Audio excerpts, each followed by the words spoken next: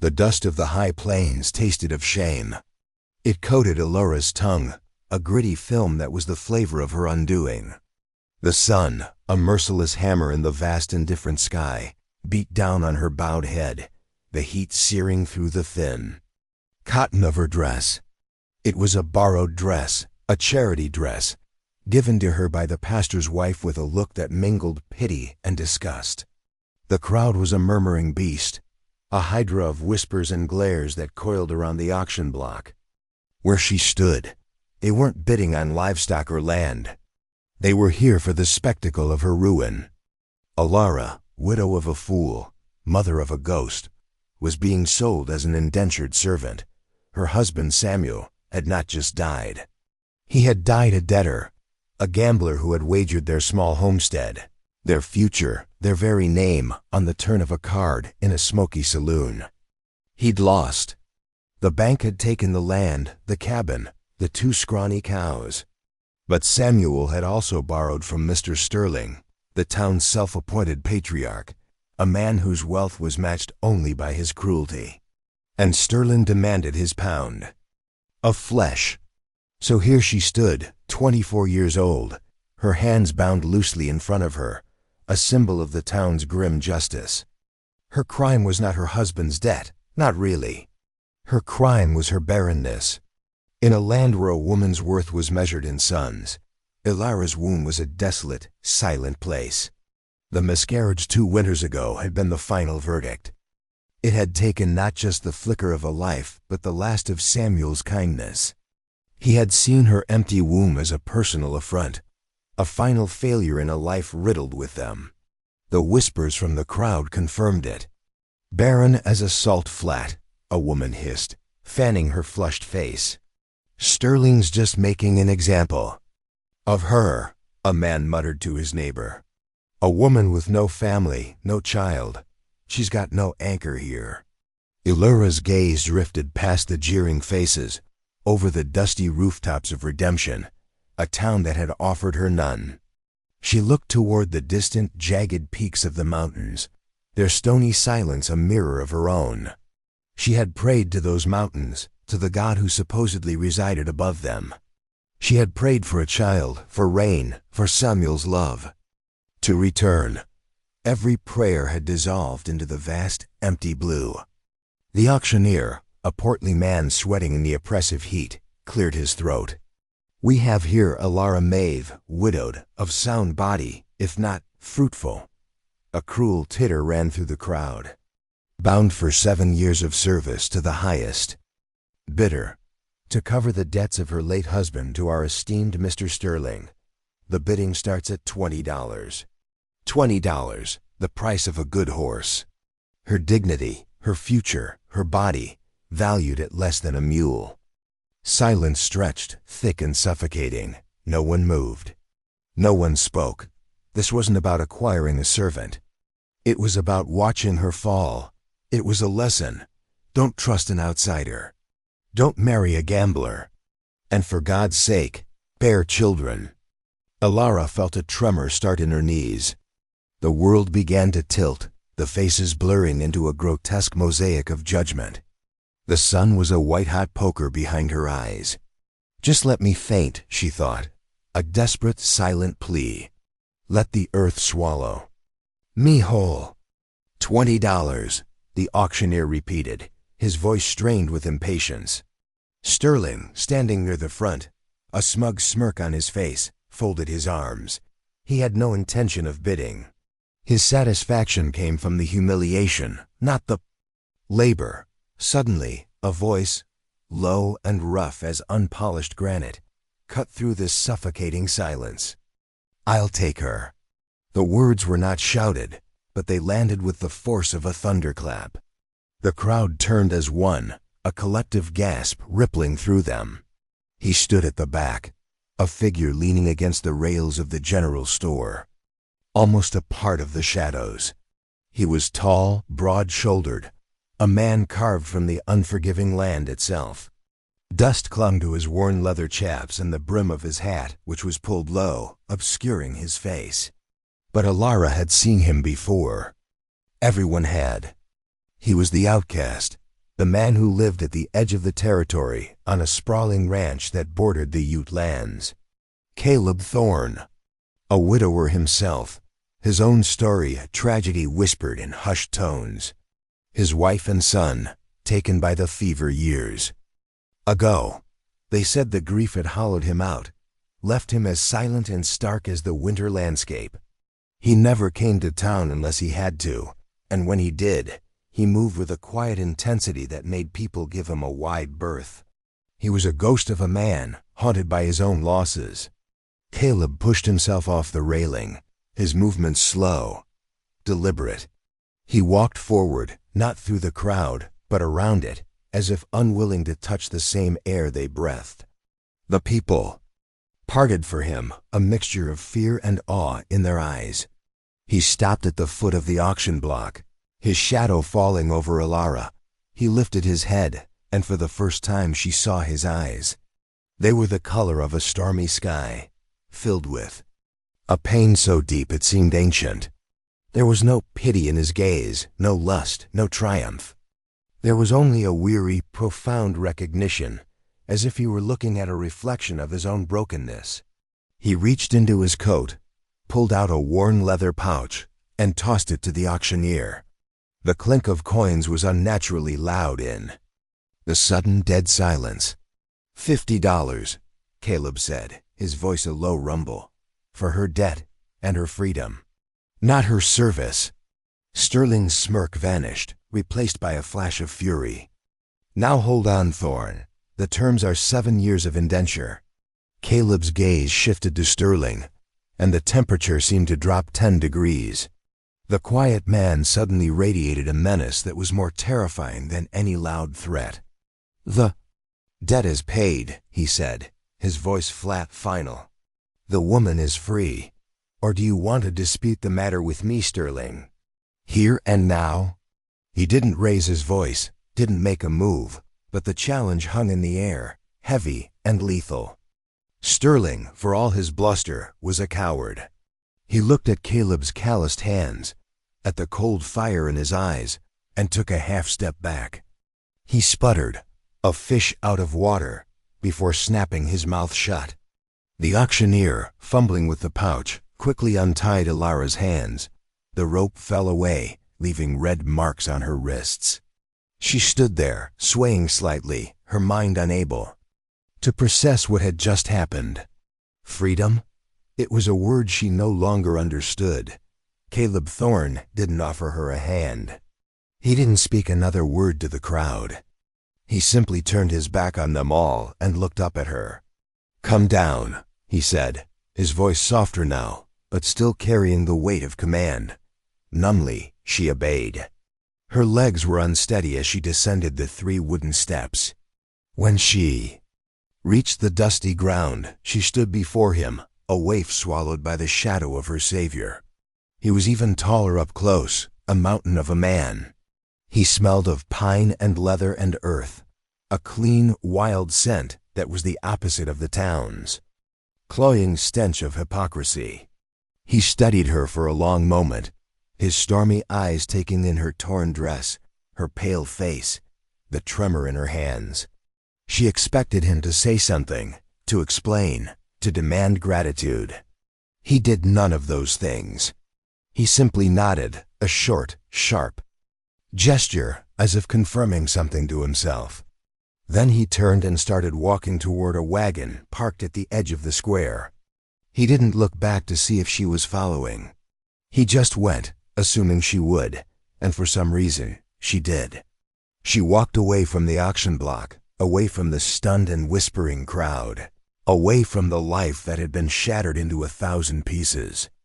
She followed the silent, wounded man, a stranger who had bought her freedom for $50, her feet kicking up the same dust of shame. But now it tasted faintly of a terrifying, bewildering hope. The journey to his ranch was a silent one. The wagon creaked, the horses snorted, the vast landscape stretched out around them. But Caleb Thorne did not speak. Alara sat on the hard wooden bench, her hands clasped tightly in her lap, her gaze fixed on the horizon. She was afraid to look at him, afraid to break the fragile, unspoken truce that existed between them. What did he want from her? The question screamed in her mind. Men didn't do things like this for nothing. Was he expecting a housekeeper? A cook? Something more? The thought sent a chill of fear through her. But when she dared to steal a glance at his profile, she saw nothing but a profound, weary emptiness. His face was a mask of grief, his jaw tight, his eyes fixed on the trail ahead as if navigating a path through his own painful memories. The sun began to dip low, painting the sky in hues of orange and purple, the colors of a fresh bruise. The air grew cooler, and Alara shivered, the thin cotton of her dress offering little protection. Without a word, Caleb reached behind him, pulled a thick wool blanket from a roll, and tossed it onto the seat beside her. It was a simple gesture, but it was more kindness than she had known in years. She wrapped the blanket around her shoulders, the rough wool scratching her skin, the scent of hemp pine and earth enveloping her. It felt like a shield. They arrived at his ranch as the last light of day bled from the sky. It wasn't a ranch so much as a fortress of solitude. A sturdy, well-built cabin stood in the center of a clearing, smoke curling from its stone chimney. A large barn, a corral with several horses, and a series of smaller outbuildings were scattered around it. The entire place was neat, orderly, and profoundly silent. There were no children's toys in the yard, no clothes on a line, no sign of life other than the man beside her. Caleb pulled the wagon to a halt near the cabin and finally spoke. "We're here." He climbed down, his movements stiff, and walked to the front of the cabin. He pushed the door open and stood aside, waiting for her. Alara hesitated. To step across that threshold felt like another irreversible act, a final severing from her past. But what was her past? A dead husband, a lost child, a town that despised her. She had nothing to go back to. Taking a deep breath, she slid off the wagon, her legs aching from the long ride, and walked into the cabin. The inside was as stark and clean as the outside. A large stone fireplace dominated one wall, a fire already crackling within it, casting a warm, flickering light across the room. There was a long wooden table with 2 chairs, a small, tidy kitchen area, and a ladder leading up to a loft. A single door on the far wall presumably led to a bedroom. It was a man's space, functional, Spartan, devoid of any soft touches. It was the home of someone who was not living, but merely existing. Caleb followed her in, closing the door behind them, shutting out the encroaching night. "There's stew on the hearth," he said, gesturing with his chin. "Eat. You look half-starved." He walked over to the fireplace, picked up a bowl, and ladled a thick, hearty stew into it. He placed it on the table, along with a chunk of dark bread and a cup of water. He did the same for himself and sat down. He didn't wait for her. He just started eating, his gaze fixed on the fire. Alara, her stomach clenching with a hunger she hadn't allowed herself to feel all day, slowly sat down opposite him. The stew was rich with venison and root vegetables, and it was the most delicious thing she had ever tasted. She ate quickly, ravenously, not caring if she looked like an animal. She was too hungry to care about appearances. They ate in silence. The only sounds the crackling of the fire and the scrape of their spoons against the wooden bowls. When she was finished, Caleb took her bowl, refilled it, and set it back in front of her. She ate that one too, more slowly this time, the warmth spreading through her, chasing away some of the deep, gnawing cold that had taken root in her soul. When they were both done, Caleb stood up. "The loft is yours," he said, his voice low. "There's a bed, blankets, it's clean." He pointed to a small basin and a pitcher of water on a dry sink near the door. "You can wash up. I'll be outside, tending to the horses." He didn't wait for a reply. He simply put on his hat, took a lantern, and walked out, closing the door softly behind him. Ilara was left alone in the warm, quiet cabin. She looked around at the solid walls, the sturdy furniture, the dancing flames in the hearth. It was a safe place. For the first time in a very long time, she felt safe. She washed her face and hands, the cool water a balm on her skin. Then, her body aching with a weariness that went bone deep, she climbed the ladder to the loft. It was just as he'd said. A simple bed with a thick mattress and several warm blankets. A small window looked out over the dark, silent land. She sat on the edge of the bed, the weight of the day, the week, the year, crashing down on her. She hadn't cried at the auction. She hadn't cried when Samuel died. She hadn't cried when the banker had nailed the notice to her door. She had held it all in, building a wall of ice around her heart to survive. But now in the safety of this stranger's home, the wall began to crack. A single tear escaped, then another and another. Soon she was sobbing, great, silent, racking sobs that shook her entire body. She cried for her lost baby, for her foolish husband, for her own brokenness. She cried for the humiliation, the loneliness, the utter desolation of her life. She cried until there were no tears left, only a hollow, aching emptiness. Exhausted, she crawled under the blankets, pulling them up to her chin. The scent of him was on them too. Pine and earth and something else, something like sorrow. She lay there, listening to the distant, lonely cry of a coyote and the soft rhythmic sounds of Caleb moving around outside. He was a mystery, a man of profound contradictions. He was hard, yet he had shown her kindness. He was silent, yet his actions spoke volumes. He was as broken as she was, and yet he had saved her. She didn't know what the morning would bring. She didn't know what he expected of her, or what her life would become. But as she drifted off to sleep in the quiet dark of the loft, one thought echoed in her mind. He had not bought her service. He had bought her freedom. And that was a beginning. The days that followed fell into a strange, silent rhythm. Ilara would wake in the loft to the smell of coffee and wood smoke. Caleb would already be up, the fire stoked, a pot of coffee brewing on the hearth. They would eat breakfast in silence, usually oatmeal or biscuits he'd made. Then he would go out to work his ranch, and she would be left to the quiet solitude of the cabin. At first, she didn't know what to do with herself. She was a guest, a charity case. She felt useless, a burden. She would wander the cabin, touching the smooth, worn wood of the table, staring into the flames of the fire. She would look out the window at Caleb as he mended fences or trained horses, his movements economical and precise, a man completely at home in his world. He never told her what to do. He never gave her orders or instructions. He simply left her to her own devices. So slowly, tentatively, she began to make the cabin her own. She started by cleaning.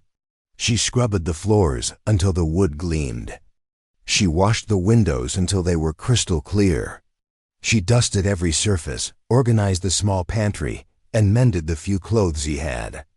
She found a stash of his late wife's things packed away in a trunk in the loft.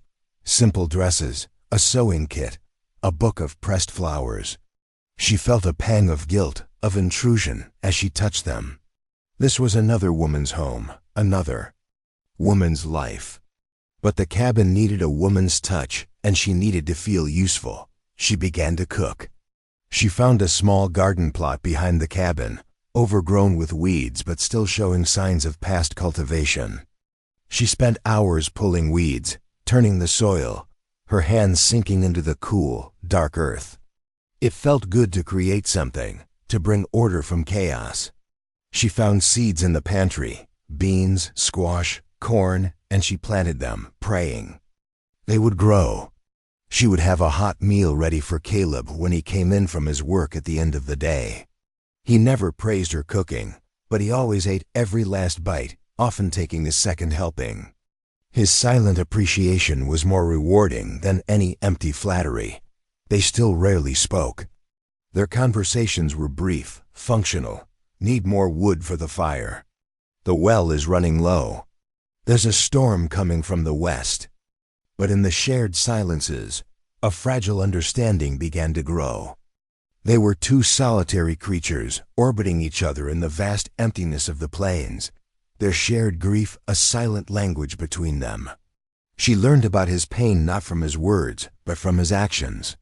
She saw the way he would sometimes stop and stare at the horizon, his face etched with a sorrow so profound it made her own heart ache.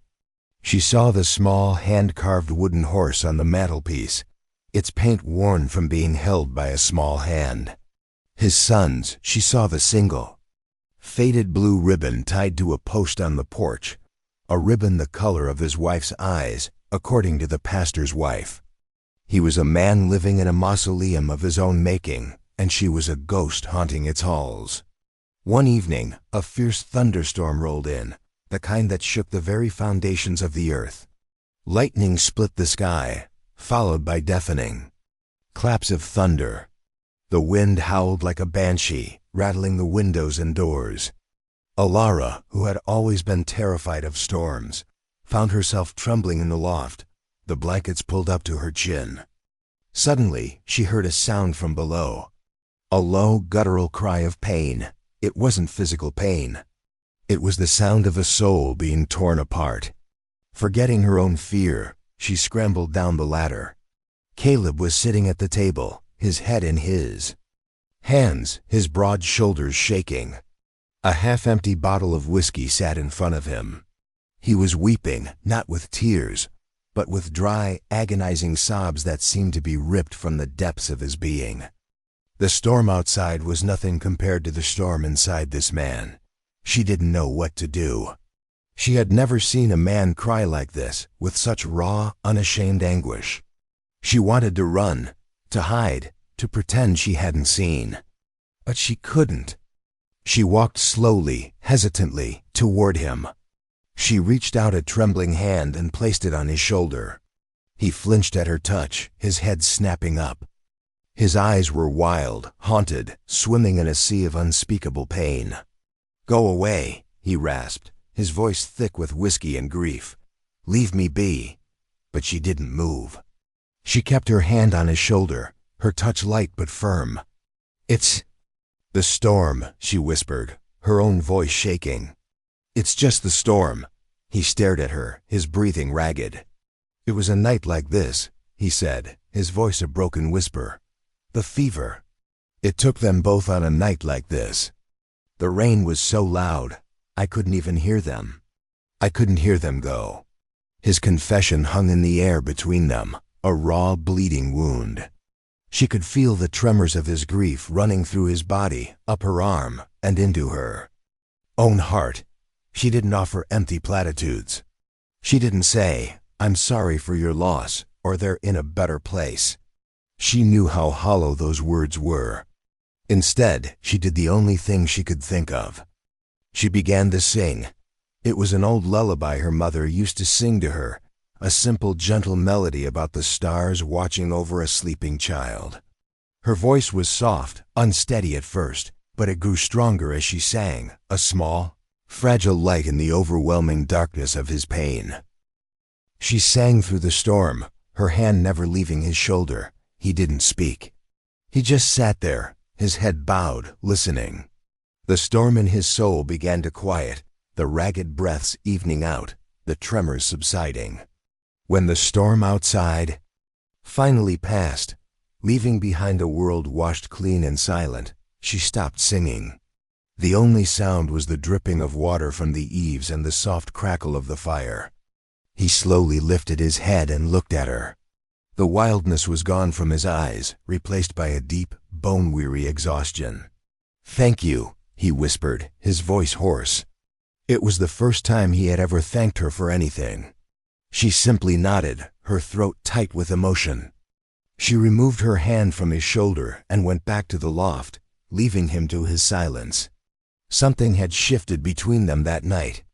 The wall of his grief had been breached. and he had let her see the wounded man behind it. And in her simple act of comfort, she had found a strength she didn't know she possessed. The next morning, he was gone before she woke. When she came down from the loft, she found a small, clumsily wrapped package on the table. Inside was a pair of sturdy leather work gloves and a small, sharp knife. There was no note. There didn't need to be. It was his way of saying, "You belong here. This is your home, too."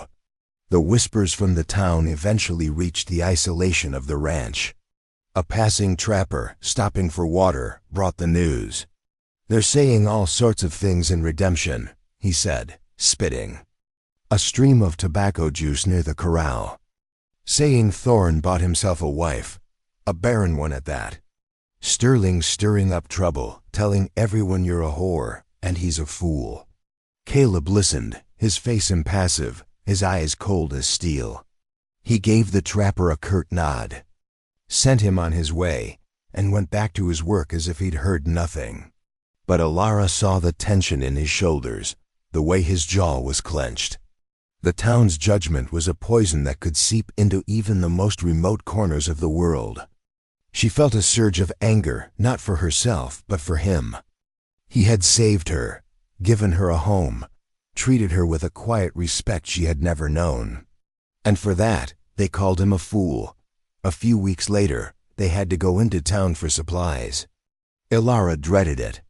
She didn't want to face the stares, the whispers, the open hostility. But their supplies were low, and they had no choice. Caleb seemed to sense her fear.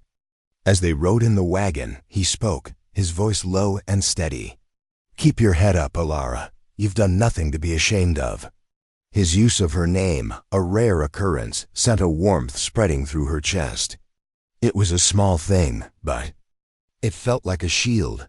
The town was just as she had imagined. As they pulled up to the general store, conversation stopped. People turned to stare, their faces a mixture of curiosity and contempt. Sterling was there, of course, standing on the porch with a group of his cronies, a smug look on his face. "Well, well," he said, his voice loud enough for everyone to hear. "Look what the cat dragged in. The fool and his barren bride." Caleb stopped the wagon and got down, his movements slow, deliberate. He didn't look at Sterling. He turned to Ilara and held out a hand to help her down. It was the first time he had ever touched her voluntarily, other than the blanket. His hand was large, calloused, and surprisingly gentle. She took it, her fingers trembling slightly, and allowed him to help her from the wagon. He kept her hand in his as they walked toward the store, his grip firm, protective. It was a silent, public declaration. "She is with me."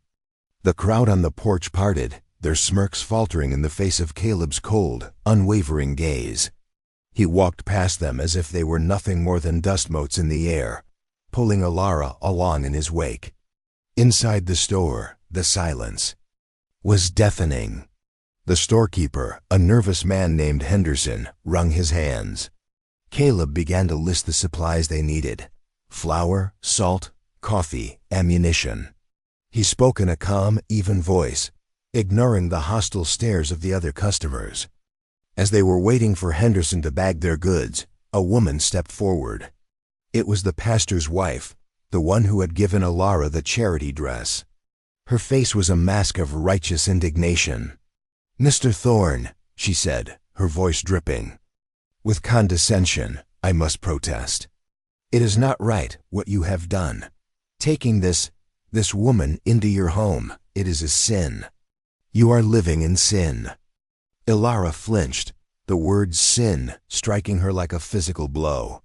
She felt the old shame wash over her, the feeling of being unclean, unworthy.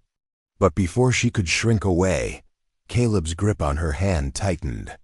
He turned to face the pastor's wife, his stormy eyes flashing with a dangerous light. "Sin?" he said, his voice a low, menacing rumble. "You want to talk about sin, Mrs. Gable? Is it a sin to save a woman from being sold like cattle? Is it a sin to give shelter to the homeless and food to the hungry? You speak of God's law, but you seem to have forgotten the most important. 1. Compassion. The pastor's wife recoiled, her face flushing with anger and embarrassment. She is a barren woman. She cannot give you a family. Caleb's laugh was a short, bitter sound. A family is more than blood, madam. It is loyalty, it is honor. It is standing by someone when the world has turned its back on them. That is something you in this town know nothing about. He turned his back on her, dismissing her completely. He paid Henderson for the supplies, his movements sharp, precise. Then, still holding Alara's hand, he led her out of the store. As they walked back to the wagon, a small girl, no older than 5, darted out from the crowd. She was holding a single wilted wildflower. She looked up at Alara with wide, curious eyes and held out the flower. "For you," she whispered. Alara stared at the child, her heart clenching. She looked so much like... She pushed the thought away. She knelt down, her knees protesting, and took the flower. "Thank you," she said, her voice thick with emotion. "It's beautiful." The girl's mother rushed forward, her face a mixture of fear and apology. "I'm so sorry," she stammered, pulling the child back. "She doesn't know," but Caleb silenced her with a look. He simply nodded at the woman, a flicker of something akin to gratitude in his eyes. They climbed back into the wagon and rode out of town, leaving the stunned and silent crowd behind. Alara held the small wilted flower in her hand all the way back to the ranch. It was a tiny, fragile thing, but it was a symbol of something she thought she had lost forever. A small, unexpected moment of grace in a world of cruelty. That night, something changed again. The silence between them was different. It was no longer a silence of shared grief, but a silence of shared experience. They had faced the town together, and they had survived. After dinner, as Alara was washing the dishes, Caleb came and stood beside her. He took the dish towel from her hands and began to dry. They worked in tandem, their movements synchronized, a comfortable domestic rhythm. When they were finished, he didn't leave. He leaned against the dry sink, his arms crossed, and watched her as she put the dishes away. "You were brave today," he said, his voice low. She turned to face him, surprised. "So were you." He nodded, his gaze dropping to the floor. "Alara, my wife's name was Sarah. My son was Daniel." He said their names as if they were sacred, fragile things. It was the first time he had ever spoken of them to her. "They were my world," he continued, his voice thick with unshed tears. "When they died, I died with them. I've just been a ghost for a long time." He looked up at her, his stormy eyes filled with a raw, vulnerable emotion she had never seen before. "Since you came, the cabin is not so quiet. The fire is warmer. I'm not so alone." Her heart felt as if it would burst. She wanted to reach out to him, to comfort him, but she didn't know how. So she simply stood there, her own eyes filling with tears, and let his words wash over her. "I am not so alone either, Caleb," she whispered. He took a step toward her, his hand coming up to cup her cheek. His touch was gentle, hesitant, as if he were touching something precious and easily broken. He wiped away a tear with his thumb, his calloused skin rough against her soft cheek. "Alara," he breathed, his voice a prayer. And then he leaned in and kissed her. It was not a kiss of passion, but of profound tenderness. It was a kiss of shared sorrow, of shared survival. It was the kiss of two broken souls finding solace in each other. It was a kiss that tasted of dust and tears and the faintest, most fragile hint of hope. In that moment, under the quiet gaze of the stars, a new family was born, not of blood, but of choice, of courage, and of a love that had risen from the ashes of their shattered lives. The seasons turned. The small garden she had planted flourished. Under her care, its bounty filling their table and their small root cellar. The ranch prospered under Caleb's steady hand. The silent, stark cabin slowly transformed into a home, filled with the scent of baking bread, the warmth of a constant fire, and the soft, almost imperceptible sound of two people learning to live again.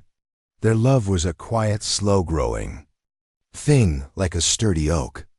It was not a love of flowery words or grand gestures, but of small, everyday acts of devotion. It was in the way he would bring her a wildflower from the meadow, its petals still wet with dew. It was in the way she would mend a tear in his shirt, her stitches small and neat. It was in the shared glances across the dinner table, the comfortable silences, the way their hands would find each other in the dark. They were two halves of a whole, their broken pieces fitting together to create something new, something strong and beautiful. But the world outside their small sanctuary had not forgotten them. Sterling, his pride wounded, his authority challenged, was not a man to let things go. He saw Caleb and Ilara's happiness as a personal affront, a defiance of his power. And he began to plot his revenge. It came in the form of a letter, delivered by a grim-faced marshal from the territorial capital. The letter claimed that Caleb's title to the ranch was invalid. It stated that the land had been part of a larger grant, a grant that had been bought, legally and properly, by Mr. Sterling. It was a lie, a fabrication built on greed and corruption, but it had the weight of the law behind it. A court date was set. They would have to go to the capital and fight for their home, for their life, for the fragile peace they had built together. The news was a devastating blow. The ranch was more than just land to Caleb. It was his legacy, the place where he had built a life with his first family, the place where he was slowly, painstakingly, building a new one. To lose it would be to lose everything. The old haunted look returned to his eyes. The silence that fell between them was no longer comfortable, but fraught with fear and uncertainty. Ilara felt a cold dread seep into her heart. She had finally found a home, a place where she belonged, and now it was being threatened. She would not let it be taken from them. She would not let Sterling win. She remembered the trunk in the loft, the one with Sarah's things. She had never gone through it completely, feeling it was an invasion of privacy. But now, a desperate hope flickered within her. Perhaps there was something in there, something that could help them. That night, while Caleb sat by the fire, staring into the flames, lost in his own dark thoughts, she climbed to the loft and opened the trunk. She carefully lifted out the folded dresses, the book of pressed flowers, the small, precious mementos of a life cut short. At the very bottom, wrapped in oilcloth, was a thick leather-bound ledger. She opened it. It was Sarah's journal. Her heart pounded as she read the elegant, flowing script. Sarah had been a schoolteacher before she married Caleb, and her journal was a meticulous record of their life together. She wrote of their hopes, their dreams, their struggles. She wrote of the birth of their son, Daniel, her words filled with a mother's boundless love, and she wrote about the ranch. She had a keen mind for business, and she had documented every transaction, every legal document, every detail of their purchase of the land. And there, tucked into a pocket at the back of the journal, was the original deed to the ranch, signed and sealed by the territorial governor himself. It was irrefutable proof of their ownership. Ilara's hands trembled as she held the document. It was more than just a piece of paper. It was their salvation. She scrambled down the ladder, the journal and the deed clutched to her chest. "Caleb," she said, her voice breathless. "Look." She showed him the deed. He took it, his eyes scanning the document, his expression shifting from despair to disbelief, and finally, to a fierce, burning hope. He looked at her, his stormy eyes shining with an emotion so powerful it took her breath away. "Ilara," he whispered, his voice thick with gratitude, "you saved us." "No," she said, her hand covering his on the precious document. "We saved us." The trial was a public spectacle. The courtroom in the capital was packed. Sterling was there, of course, smug and confident, surrounded by his paid witnesses and his high-priced lawyer.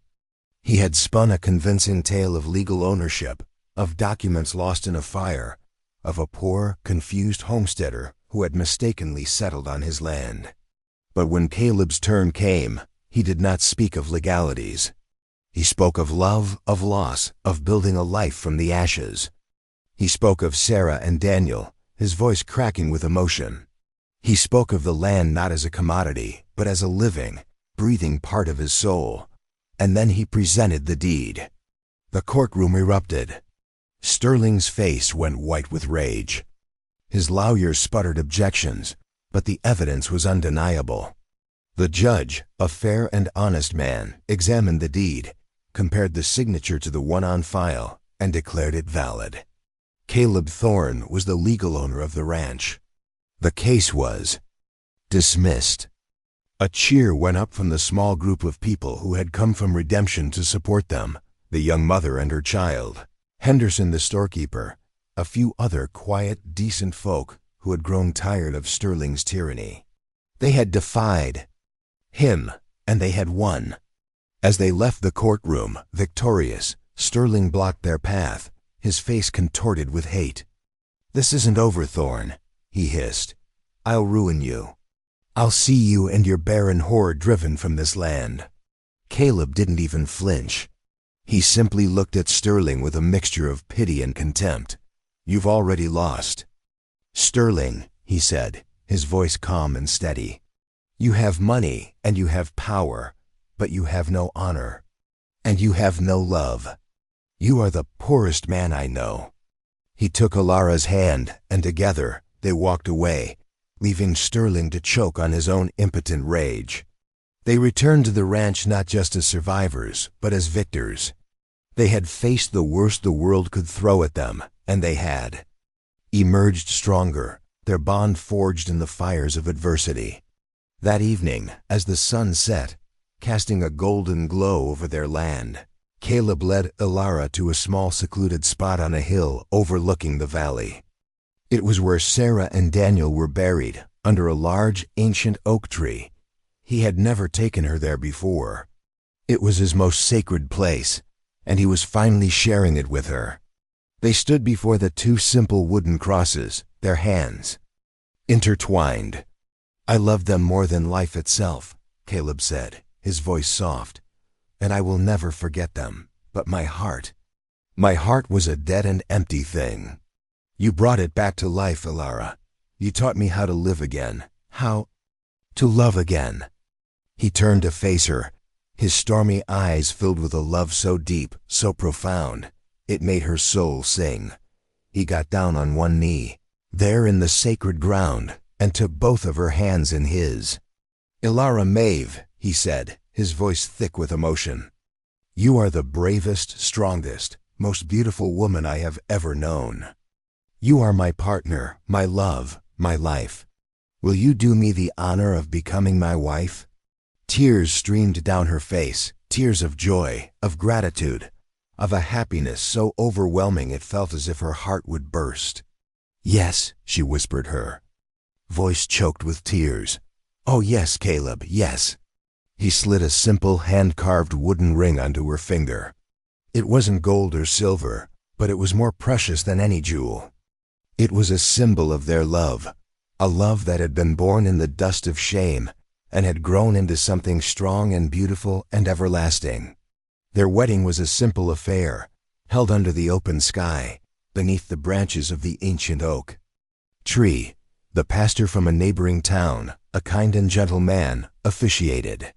Their friends from Redemption were there, their faces shining with happiness for them. The young mother and her daughter, who was their flower girl, scattering wildflower petals on the ground. Henderson the storekeeper, who stood as Caleb's best man. As they said their vows, their voices strong and clear, a sense of peace settled over them, a peace that was as vast and profound as the land itself. They were no longer two broken souls, but one whole, their scars not a sign of weakness, but a testament to their strength, their resilience, their unwavering love.